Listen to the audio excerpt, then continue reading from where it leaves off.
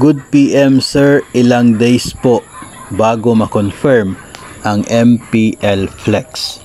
Okay.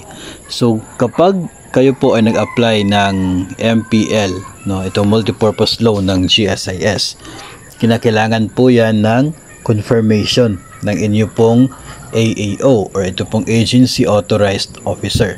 So kung gaano po katagal yung kanyang proseso bago ma-confirm ng AAO ay nakadepende po mismo sa inyo pong AAO at sa inyo, no? So isa po sa pinakaunang bagay po na dapat po malaman whenever we apply for GSIS loan is alamin yung proseso na nire-require ng AAO po ninyo, no? Kasi po especially kapag mga utang na mayroon pong salary deduction ay madalas ay dumadaan po yun sa evaluation, no?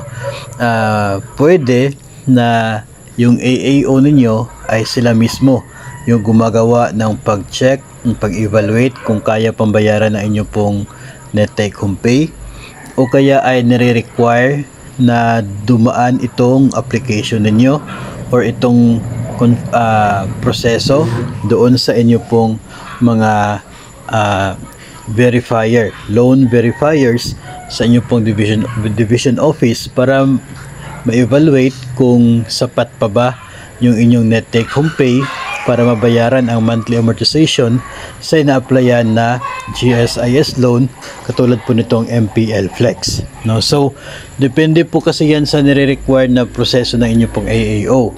For example, dito po sa amin, kapag kayo po ay nag-apply ng GSIS loan ay tumadaan sa mga loan verifiers.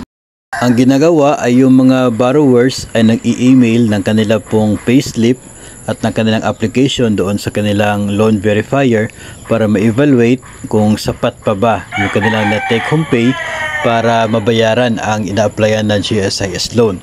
Kapag kaya pa ay dito po si loan verifier na mismo yung mag-inform sa AAO na ang loan na ito ay for confirmation. Saka po ito i-confirm ng aming AAO. So baka magkaiba po yung proseso dyan po sa inyo. So alamin nyo po muna kung ano po yung nire-require ng inyo pong Agency Authorized Officer.